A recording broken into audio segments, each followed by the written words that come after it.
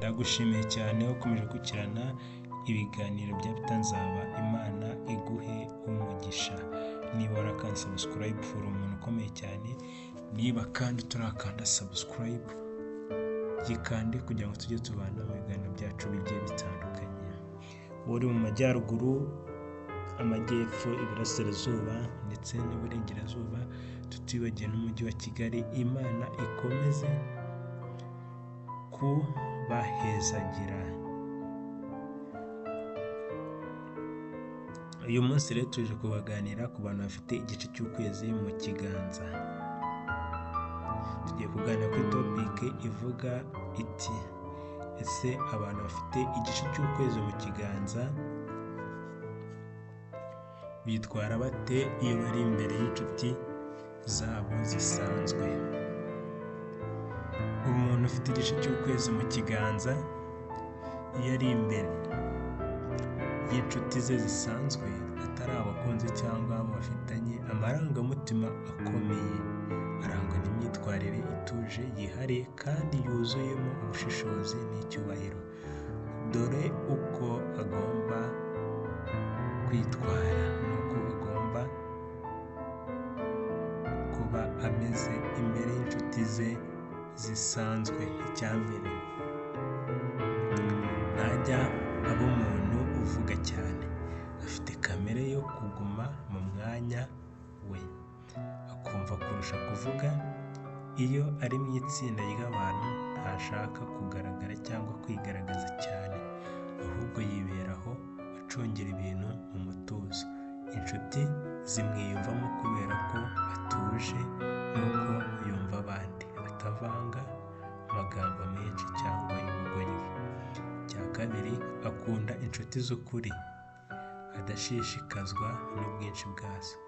Ntajya agira inshuti nyinshi cyane, ahubwo abahuza gusa n'abamwumva byimbitse, abumva ko agirana nabo igisobanuro gifatika. Yanga uburyarya, amagambo menshi atagira umumaro, cyangwa ubusabane bushingiye ku nyungu gusa. Icya gatatu, iyo abonye icyizere arababwa no gutekereza, cyangwa iyo abonye icyizere arababarwa no gutekereza. Bishatse kuvuga ko iyo inshuti imusebeje, imutenguha cyangwa igira uburyarya, biramugora kubyakira. Aragenda yituriza, ariko yikura mu buzima bwawe gahoro gahoro. Yirinda amagambo, ahubwo imirimo n'igihe nibo bamusimbura. Icya kane, agira impano yo kuba inama, ariko si umuntu ushyira ku karubanda. Yatanga inama yuzuye ubwitonzi cyane iyo abonye ko hari uwamugiriye icyizere, ariko ntajya avuga ibyo wamubwiye abandi, ndetse ashobora no kutavuga ibintu bikomeye abona kugira ngo atabababaza. Arangwa no kuba inyangamugayo kandi agakunda amahoro mu nshuti.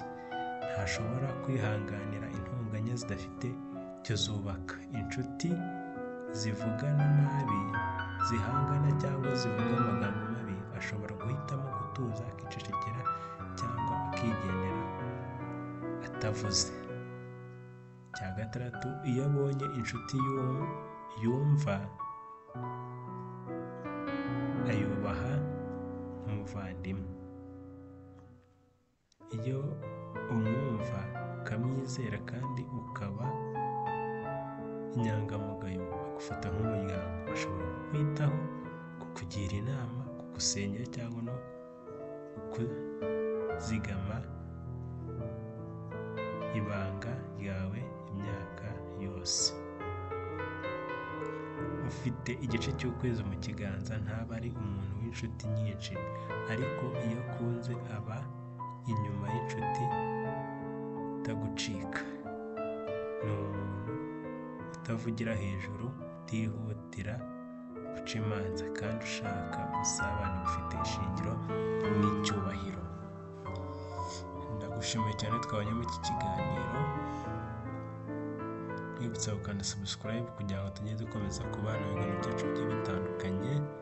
Astra Vista.